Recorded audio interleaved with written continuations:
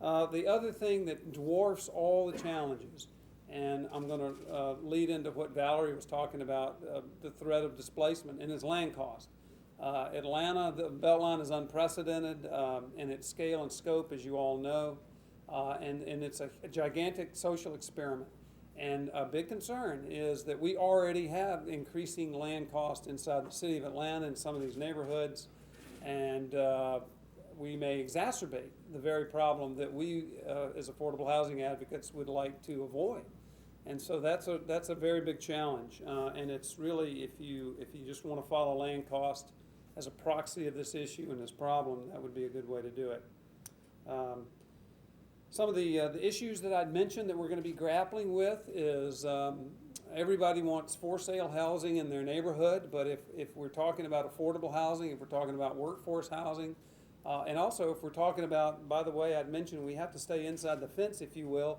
Well, you're not going to get the sort of suburban style single family neighborhoods. That's not going to really happen. There's going to be sort of urban housing types. Are going to be attached housing for the most part. A lot of that's going to be rental. A lot's going to be for sale. We're going to have to come to grips with what the percentages are and where it's located. We're going to have to come to grips with the kind of income targeting.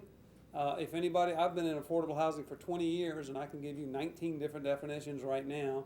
So we're going to have to determine where are our targets and how can they be, how do we get community support around that, and how is it understood by everybody, and that sort of thing. And then the location that I mentioned about the equitable distribution. Obviously, we want to be near jobs, but we also want to be a catalyzing agent, perhaps in areas that are underinvested.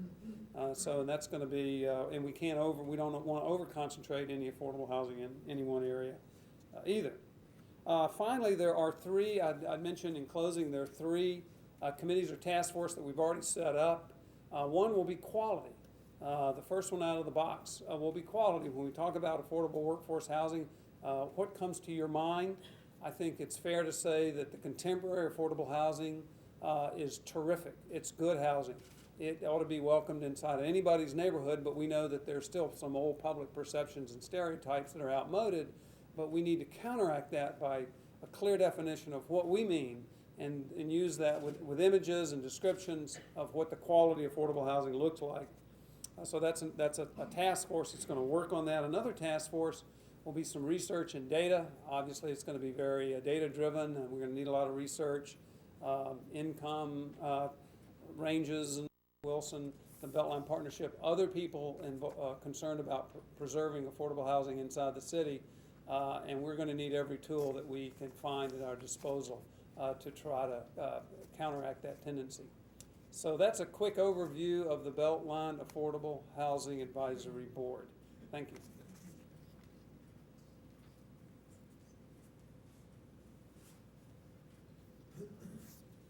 Thank you, Bruce, and thanks to all of you. First and foremost, for being here this evening. I'm Terry Montague, President and Chief Executive Officer for Atlanta Beltline, Inc. If I could take executive privilege and just put a few fine points on some of the comments that you've heard already, and then we'll go into a question and answer session.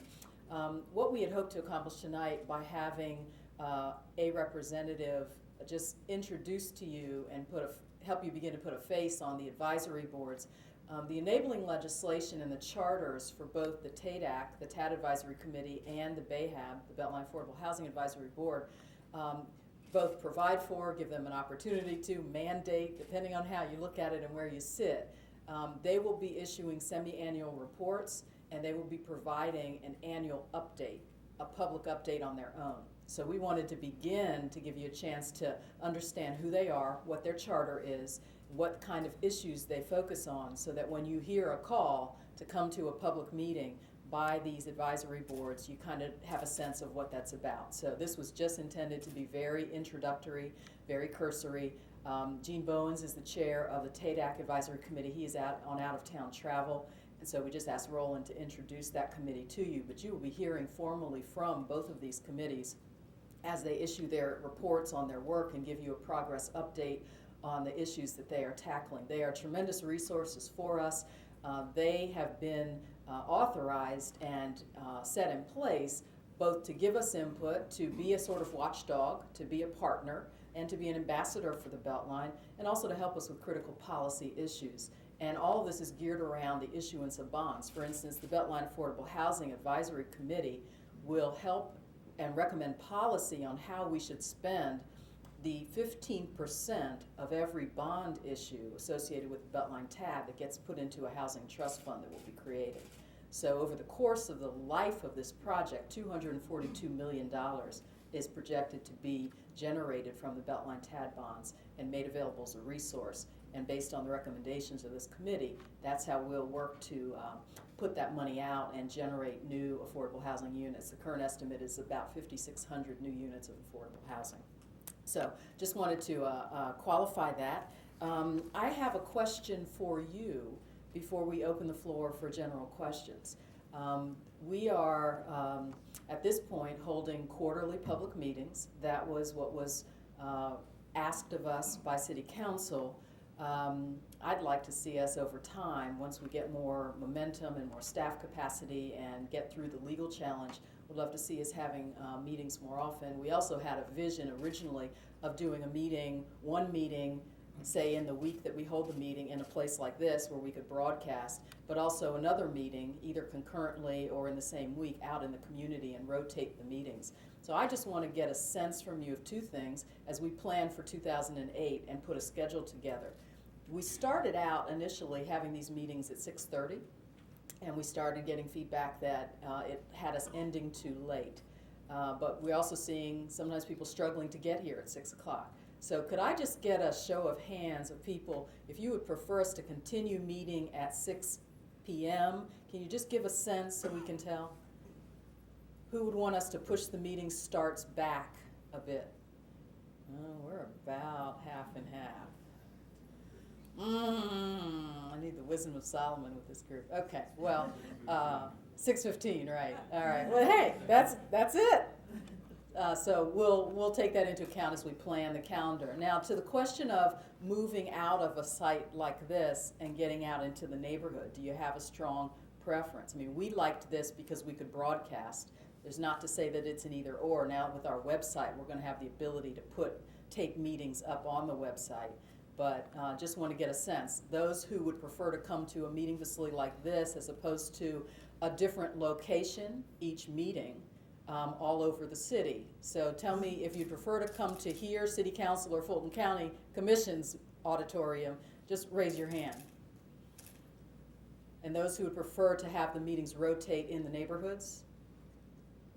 Okay. I think more people wanted to come to one of these facilities, but we'll play with that. Thank you for that feedback. Well, we've tried to live up to our commitment to not just talk at you. And so the last question I will ask you before I open it up is we try to vary the topics each time based on what's going on the project, based on what partners have critical issues and events coming up. What other topics should we be thinking about for our next updates? Can you just shout a few out for us? Yes. Historic preservation? Okay. Anyone else? Community benefits. Community benefits. That's great. Historic preservation, community benefits. Anything else? Yes. Community input, similar to the surveys you all did earlier on. Okay.